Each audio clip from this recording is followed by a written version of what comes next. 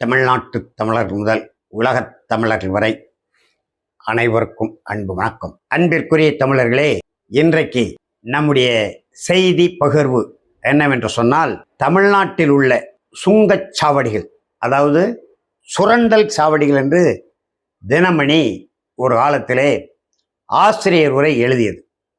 ஏற்கனவே பல முறை நாம் இந்த செய்திகளை எரிதனல் வாயிலாக பகிர்ந்திருக்கிறோம்.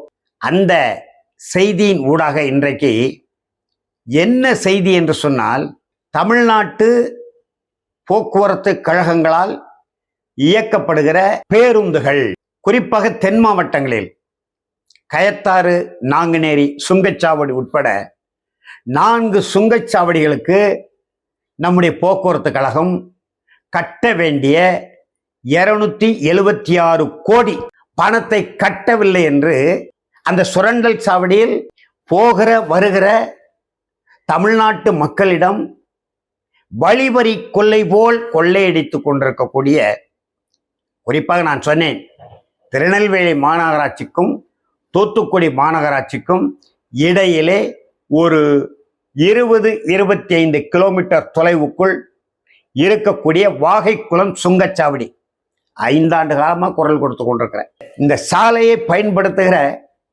போக்குவரத்து தொழிலாளர்கள், சுமையுந்து தொழிலாளர்கள், மகிழுந்து தொழிலாளர்கள், தனியார் மூடு வாகன தொழிலாளர்கள், யாருமே இந்த தொழிலாளர்கள் விழிப்புணர்வு அடைந்து விட்டாலே சுங்கச்சாவடிகள், எப்படி மதுரை மாவட்டத்தில் ஒரு சுங்கச்சாவடி அந்த பகுதி மக்களால் திரண்டு வந்து அடித்து நொறுக்கப்பட்டதோ, இன்னமும் 2 சுங்கச்சாவடிகள் செயல் இழந்து கிடக்கிறதோ, அதுபோல் தமிழ்நாட்டில் உள்ள 49 சுங்கச்சாவடிகளையும் செயல்பட விடாமல் முடக்கி போட முடியும் மக்கள் புரட்சியார். தமிழக வாழ்வுரிமை கட்சி தலைவர் ஆற்றல் மறவர் அன்பு தம்பி தி வேல்முருகன் 2-3 இடத்திலே வழிகாட்டியும் இருக்கிறார்.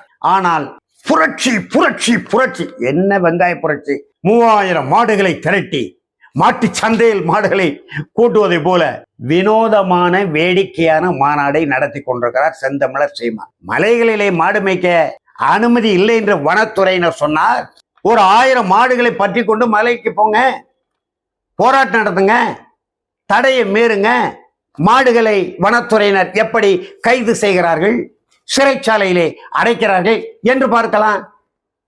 இந்த மாநாடு கேலி கூத்தான மாநாடு.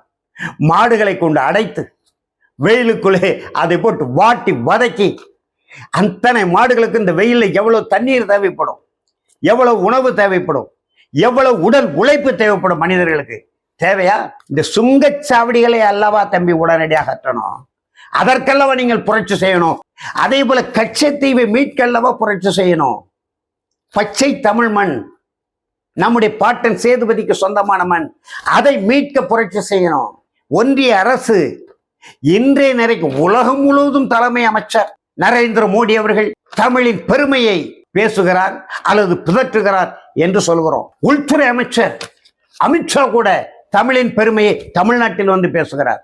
வழக்காடு மொழியாக இன்னும் தமிழாக்க முடியவில்லை. இன்றைக்கு ஏறக்குறைய 20 ஆண்டுகளாக திராவிட மாடல் அரசு, திராவிட நாடு கட்ட அரசு தமிழ் மொழியை கூட, அதற்காக எண்ணற்ற இளம் காளைகள் உயிரை இழந்தும் மொழி புரட்சி நடத்திய பிறகும் அந்த மொழி உரிமை முழுமையாக நமக்கு வழிபாட்டு உரிமையாக இருந்தாலும் சரிதான், வழக்காடு உரிமையாக இருந்தாலும் சரிதான், பயிற்று மொழி பாடமொழி உரிமையாக இருந்தாலும் சரிதான், ஆட்சி மொழி அதிகார மொழி உரிமையாக இருந்தாலும் சரிதான், கலை மொழி கல்வி மொழியாக இருந்தாலும் சரிதான், எதையுமே உருப்படியாக மொழி உரிமையை கூட நாம் மீட்க முடியவில்லை, தக்க வைக்க முடியவில்லை. மாடுகளை கொட்டி மாடு மேய்க்கிறதுக்கு அவன் தடை போடுறான்னு சொல்லி தடை மீறி மாட்டை மலையில பத்தி விட வேண்டியதானே? நாங்க பத்தி விட்டுருக்கிறோமே. எங்க ஊர்ல திருவைகுண்டத்துல வல்லநாடு மணக்கரை மலை, மிகப்பெரிய மலை, வனப்பகுதி தான். ஆயிரக்கணக்கான மான்கள் அங்கே இருக்கிறது. வனத்துறை அங்கே பாதுகாக்கப்பட்டிருக்கிறது. 2017ஆம் ஆண்டு உங்களுடைய கருத்தை கேட்டு தானே ஏறு தழுவுதல், சல்லிக்கட்டு போராட்டம் தமிழ்நாடு முழுவதும் தடை விதிக்கப்பட்டிருந்தது. அந்த தடை மீறி நம்முடைய அன்றைக்கு மாவட்ட செயலாளர் இருந்தார் நாம் தமிழர் கட்சியின் சுப்பையா பாண்டியன், பத்மநாப மங்கலம் என்கின்ற ஊர்ல ஊரை சுற்றி காவல் போட்டாங்க. இன்னும் சொல்ல வேண்டுமானால் கைது செய்து கொண்டு போகிறவருடைய கையை உடைக்கிற காலை உடைக்கிற கலாச்சாரத்தை காவல்துறைகள் நுழைத்த நம்முடைய திருவைகுண்டத்தில் அன்றைக்கு வேலை செய்த காவல்துறை துணை கண்காணிப்பாளர் ஒருவர் அங்கே ஊரை சுற்றி காவல் போட்டார். சுப்பையா பண்டினை பதறி போயிட்டார், ஊரை சுற்றி காவல்னு. அதுக்கப்புறம் காவல்துறையின் கட்டுப்பாடுகளை கடந்து அவர்களுடைய கண்களிலே மண்ணை தூவி விட்டு நான் உள்ளே போய் மாடுகளை அவிழ்த்து விட்டேன். அன்றைக்கு தினத்தந்திலையும் தினகரன்லையும் தலைப்பு செய்தியா வந்தது, நாம் தமிழர் கட்சியின் பேர்ல. அந்த மாதிரி ஒரு செய்தியை காட்டுங்க. என்னை கட்சியிலிருந்து 2019 ஜனவரியில் நீக்கிவிட்ட நீங்க தம்பி சீமான் அவர்களே, நான் 2017 ஜனவரி 17 முதன்மையான நாளிதழ்களில் ஏறு தழுவுதல், மாட்டை அவிழ்த்து காட்டுக்குள்ளும் மலைக்குள்ளும் அவிழ்த்து விடுகிற போராட்டம் முதல் பக்கத்திலே வந்தது. அது மாதிரி ஒரு செய்தியை காட்டுங்க பார்ப்போம். நான் போன பிறகு இல்லை. அந்த அடிப்படையில் இன்றைக்கு ஒன்றிய அரசால் உருவாக்கப்பட்ட அந்த சுரண்டல் சாவடிகளில் அரசு போக்குவரத்து கழக பேருந்து போகக்கூடாது, உயர்நீதிமன்ற உத்தரவு. இன்றைக்கு நம்முடைய பேரவை தலைவர் மாண்புமிகு அண்ணாச்சி அப்பாவு பேசி இருக்கிறார். எத்தனை லட்சம் கோடி, 16 லட்சம் கோடியை பெரும் முதலாளிகளுக்கு அவர்கள் கடனாக பெற்ற தொகையை தள்ளுபடி செய்திருக்கிறது ஒன்றிய அரசு. தமிழ்நாடு அரசு போக்குவரத்து கழகம் என்பது தொழிலை அடிப்படையாக கொண்டு நடத்தப்படுவதல்ல, மாறாக தொண்டை அடிப்படையாக கொண்டு, அதாவது மக்கள் சேவை என்ற அடிப்படையில் தான் ஒரு புரட்சி நடந்தது 1970களில். அதை யாரும் மறைக்க முடியாது, மறுக்க முடியாது. ஐயா கலைஞர் தான் அன்றைக்கு முதலமைச்சராக இருந்து தனியார் போக்குவரத்து நிறுவனங்களை எல்லாம் நாட்டுடைமையாக்கினார். ஆகையினாலே தான் அரசு போக்குவரத்து கழகங்கள் இன்றைக்கு 20,000த்திற்கும் மேற்பட்ட பேருந்துகள் அரசின் போக்குவரத்து கழகங்களால் இயக்கப்படுகிறது என்று சொன்னால், ஏறக்குறைய 50,000 தொழிலாளர்கள் அதிலே அரசு பணியாளர்களாக பணியாற்றுகிறார்கள் சொன்னால் 50,000 கோடிக்கு மேல் வருமானம் ஈட்டக்கூடிய போக்குவரத்து கழகம் பெருத்த இழப்பிலே இன்னைக்கு ஓடிக்கொண்டிருக்கிறது. 276 கோடி அந்த சுங்கச்சாவடி சுரண்டல் சாவடி கட்டணத்தை செலுத்தவில்லை என்று உயர்நீதிமன்றம் தலையிட்டு இந்த சுங்கச்சாவடிகளில் அரசு போக்குவரத்து கழக பேருந்துகள் செல்லக்கூடாது என்று உத்தரவு பிறப்பிக்கிறது. சுங்கச்சாவடி எங்க இருக்கு? தமிழ்நாட்டுக்குள்ள இருக்கு. அந்த சுங்கச்சாவடி தொடர்புடைய சாலைகள் எல்லாம் தமிழ் மண்ணிலே இருக்கிறது. உத்தரவு போடுறது யாரு? வடநாட்டுக்காரன், ஒப்பந்தத்தாரன். ஒன்றிய அரசு பின்னால இருக்கு. ஏன் இந்த சாலைகளை மாநில சாலையா மாற்றக்கூடாது? சென்னையிலிருந்து கன்னியாகுமரி வரை, கிருஷ்ணகிரியிலிருந்து ராமேஸ்வரம், தமிழ்நாட்டுக்குள் இருக்கக்கூடிய சாலைகளை எதற்கு திராவிட நாடு கட்ட இந்த திராவிட மாடல் அரசு ஒன்றிய அரசின் சாலைகளாக மாற்றியது, விட்டு கொடுத்தது, இழந்தது ஏன்? இதை கேட்க முடியாத தம்பி. மறுபடி ஒன்றிய அரசு உத்தரவு இப்படி இருக்கிறது. அந்த சுங்கச்சாவடிகளில் சுரண்டல் சாவடிகளாக மாற்றி மக்களை வருகிற போகிற வாகனங்களில் அவரிலிருந்து பணத்தை சுரண்டுகின்ற அந்த தனியார் முதலாளிகள், போக்குவரத்து துறை அமைச்சர் பேசியிருக்கிறார். நாங்கள் சட்ட வல்லுநர்களோடு நாங்கள் கலந்து பேசி கொண்டிருக்கிறோம். என்னத்தை பேச போறாங்க? ஒரே தீர்மானம் சட்டமன்றத்தில் போடுங்க. தமிழ்நாட்டில் உள்ள அனைத்து சுங்கச்சாவடியும் இன்றிலிருந்து செயல்படக்கூடாது. தமிழ்நாடு அரசு தடை விதிக்கிறது. எதற்கோ தடை விதிக்கிறீங்கல்ல. திராவிட மாடல் அரசுக்கு துணிவு உண்டா?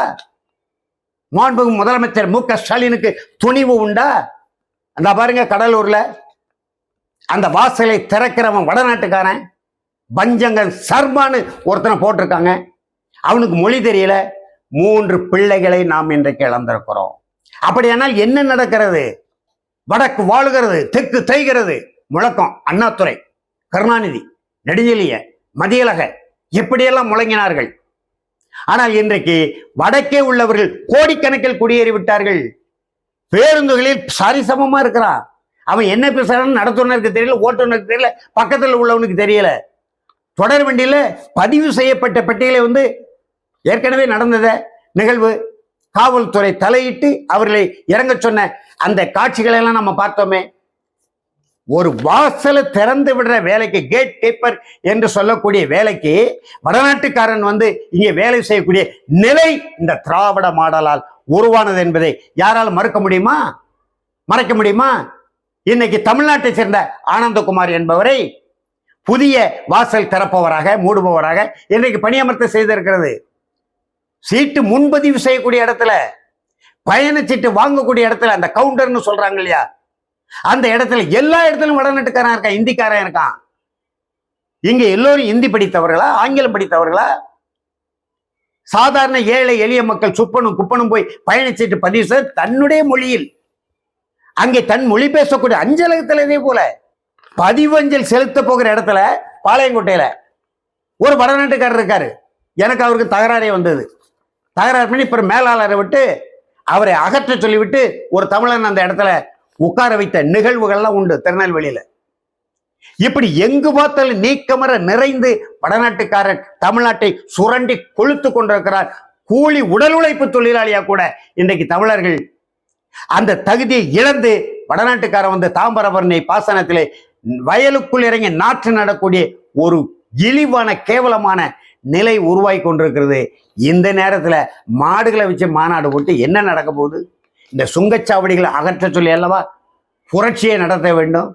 கச்சைத்தீவை மீட்பதற்கல்லவா புரட்சியை நடத்த வேண்டும். காவிரியில் இன்றைக்கு வெள்ளம், மிகப்பெரிய மழை பெய்து கர்நாடகத்திலே 2 முறை மேட்டூர் நிரம்பி விட்டது. ஆனால் சிக்கல் இன்னும் தீர்ந்தபாடு இல்லை. அந்த சிக்கலை தீர்ப்பதற்கல்லவா நாம் களமாட வேண்டும். 152 அடி தண்ணீரை தேக்க வேண்டும் என்று 10 ஆண்டுகள் ஆகிவிட்ட தீர்ப்பை வாங்கி இன்னை வரைக்கும் 152 அடிக்கு நாம் தேக்க முடியவில்லை. இந்த சிற்றனை வலிமைப்படுத்தவில்லை. வலிமைப்படுத்துவதற்கு கேரள அரசை ஒப்புதல் தர வேண்டும், தோள் கொடுத்து துணை நிற்க வேண்டும் என்று உச்ச நீதிமன்றம் 10 நாட்களுக்கு முன்பு ஒரு அறிவுரை வழங்கியது. என்ன நடக்கிறது என்று எவருக்கும் தெரியல. அதற்கல்லவா களமாட வேண்டும் சீமான். அதை விட்டுவிட்டு மாடுகளை அடைத்து, மந்தையிலே மாடுகளை அடைப்பது போல் அடைத்து, இதெல்லாம் தேவையான வேலையா? பாருங்க, எடப்பாடி பழனிசாமி அவர் பாட்டில் புறப்பட்டு போயிட்டார். மக்களை சந்திக்க போ, அதுதானே அரசியல். அவருடைய கட்சியோடு, அவருடைய நிலைப்பாட்டோடு, பாரதிய ஜனதா கட்சியோடு கூட்டணி சேர்ந்திருப்பதோடு நமக்கு 1000 முரண்பாடுகள் உண்டு, கருத்து வேறுபாடுகள் உண்டு. ஆனால் தேர்தல் வருவதற்கு இன்னும் 9 மாதங்கள் இருக்கின்றன.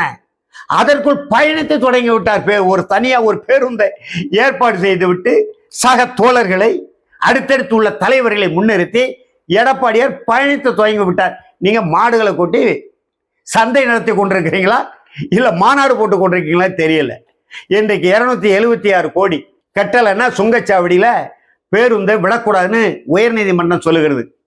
நம்முடைய மாண்புமிகு பேரவைத் தலைவர் அண்ணாச்சி அப்பா அவர்கள் திருநெல்வேலியில பேசுகிறார். அவர் அரசு பேரவைத் தலைவராக இருப்பவர் அரசியலை பேசக்கூடாது.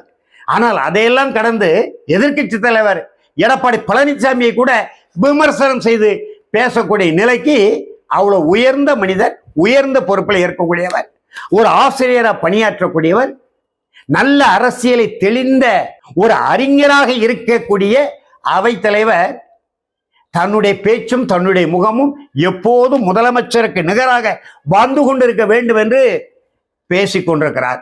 ஒன்றிய அரசிடம் கோரிக்கை வைத்திருக்கிறார். இந்த சுங்கச்சாவடி கட்டணத்தை நீங்கள் தள்ளுபடி செய்யுங்கள் என்று கோரிக்கை வைக்க, அதுவல்ல கோரிக்கை, சுங்கச்சாவடிகளை அகற்று என்கின்ற கோரிக்கை வைக்க வேண்டும். நாம் என்ன சொல்கிறோம் என்று சொன்னால், தமிழக வாழ்வுரிமை கட்சி அதை செய்ய வேண்டும், வழிகாட்டியது. நாம் தமிழர் கட்சி அதை செய்ய வேண்டும், பாட்டாளி மக்கள் கட்சி அதை செய்ய வேண்டும், விடுதலை சிறுத்தைகள் அதை செய்ய வேண்டும், புதிய தமிழக கட்சி அதை செய்ய வேண்டும். இப்படி தமிழர்கள் தலைமை தாங்கக்கூடிய எடப்பாடி பழனிசாமி செய்யலாம். ஒருவேளை அடுத்த முறை அவர் ஆட்சிக்கு வந்தால் சுங்கச்சாவடிகள் அகற்ற கோரி தேசிய நெடுஞ்சாலைகள் என்ற பெயரில் இருக்கக்கூடிய தமிழ்நாட்டு மண்ணிலே இருக்கக்கூடிய சாலைகளை தமிழ்நாட்டு மக்களின் சாலைகளாக, என அவர் தான் மாற்றினார். மாநில நெடுஞ்சாலைகளில் 700க்கும் மேற்பட்ட மதுபான கடைகளை மூட வேண்டும் என்று தமிழின போராளி மருத்துவர் ஐயா அவர்களுடைய அந்த அணுகுமுறையால், சட்ட போராட்டத்தால் உச்ச நீதிமன்றத்திலே ஒரு உத்தரவை பெற்று அந்த கடைகளை மூட வேண்டிய நிலை வரும்போது மாநில நெடுஞ்சாலைகளை கிராம சாலையா மாற்றியவர் எடப்பாடி பழனிசாமி, பச்சை தமிழர். அவர் ஆட்சிக்கு வந்தால் நீங்க மாநில நெடுஞ்சாலைகளை மதுபான கடைகளுக்காக கிராம சாலைகளை மாற்றினீர்களே, மக்கள் நலன் கருதி மக்களுடைய உரிமைகளுக்காக. வீரபாண்டிய கட்டபொம்மன் படத்துல ஒரு வசனம் நம்முடைய சிம்ம குரலோன் ஏற்கனவே பதிவு செய்திருக்கிறோம். கொஞ்சி விளையாடும் எம்புல பெண்களுக்கு மஞ்சள் அரைத்தாயா, களனிவாள் உழவர்களுக்கு கஞ்சி கலையும் சுமந்தாயா, உனக்கு ஏன் கட்ட வேண்டும் கட்டம், எனக்கு நீ மாமானா மச்சானா, மானம் கட்டவனே உனக்கு ஏன் கட்ட வேண்டும் கப்பம் என்று வீர வசனம் பேசினார் சிம்ம குரலோன் சிவாஜி கணேசன். திரையரங்கில் இந்த அத்தனை பேரும் கைத்தட்டி மகிழ்ச்சி ஆரவாரப்படுத்தினோம். ஆனால் 40 கிலோமீட்டர் தொலைவுக்கு ஒரு முறை இன்றைக்கு கையை கட்டி வாயை பொத்தி நம்முடைய வங்கி கணக்கிலிருந்து அவனே பணத்தை எடுத்து கொள்ளக்கூடிய தலைவிதிக்கு ஆளாகி இருக்கிறோம். இதையல்லவா மாற்ற வேண்டும், இதற்கல்லவா புரட்சி செய்ய வேண்டும். செந்தமிழன் சீமான் அவர்களே, தமிழக வாழ்வுரிமை கட்சி தலைவர் அன்பு தம்பி தி வேல்முருகன் அவர்களே, தமிழின போராளி மருத்துவர் ஐயா அவர்களே, புதிய தமிழக கட்சியின் தலைவர் மருத்துவர் ஐயா கிருஷ்ணசாமி அவர்களே, எழுச்சி தமிழர் விடுதலை சிறுத்தைகள் கட்சியின் தலைவர் தொல் திருமாவளவன் அவர்களே, நீங்கள் எல்லோரும் சிந்திக்க வேண்டும். அரசியல் நடவடிக்கைகள் உங்களுடைய கட்சி நிலைப்பாட்டின் அடிப்படையிலே வேறு வேறு கோணத்தில் இருந்தாலும் தமிழ்நாட்டின் உரிமைகளை மீட்டெடுப்பதற்கு இந்த திராவிட மாடல் அரசால், அது அதிமுக அரசாக இருக்கலாம், திராவிட முன்னேற்ற கழக அரசா இருக்கலாம். 1967 அண்ணாதுரை முதலமைச்சரான போது தமிழ்நாட்டுக்கு இருந்த உரிமைகள் இன்றைக்கு இருக்கின்றனவா? அது காங்கிரஸ் கட்சியும் பறித்து, காங்கிரஸ் கட்சி அரசும் பறித்தது, பாசிச பாரதிய ஜனதா கட்சி அரசும் பறித்தது. இந்த இரண்டு அரசியலையும் இந்த திராவிட மாடல்கள் அதிமுகவும் கூட்டணி சேர்ந்து அமைச்சரவையில் பங்கெடுத்திருக்கின்றன, திமுகவும் கூட்டணி சேர்ந்து அமைச்சரவையில் பங்கெடுத்திருக்கின்றன. இந்த திராவிட நாடு கட்ட இந்த திருகுதால திராவிடர்களால் அந்த திராவிட நாடுன்னு சொல்லிட்டு கடைசியில இருந்ததையும் இழந்தது, இருப்பதை விட்டு விட்டு பறப்பதை பிடிக்க சென்றதை போல என்று சொல்வார்கள். அதுபோல் இருந்த உரிமைகளை இழந்திருக்கிறோம். காவிரியில இழந்திருக்கிறோம், கச்சத்தீவில் இழந்திருக்கிறோம், முல்லைப்பெரியாரில் இழந்திருக்கிறோம், நெய்யாற்றங்கரையில இழந்திருக்கிறோம், பாலாற்றில இழந்திருக்கிறோம், சாலைகளை இழந்திருக்கிறோம், நீதித்துறை இழந்திருக்கிறோம், கல்வியை இழந்திருக்கிறோம். இப்படி எத்தனையோ இழந்தோம் என்று அடித்து கொண்டே போகலாம். எல்லாவற்றுக்கும் தேர்வு தமிழ் தேசத்தின் தன்னுரிமை என்ற கோட்பாட்டின் அடிப்படையிலே இழந்த உரிமைகளை மீட்க தமிழர் கட்சி தலைவர்களே வருக வருக புரட்சி செய்க என்று கூறி நிறைவு செய்கிறேன். வணக்கம்.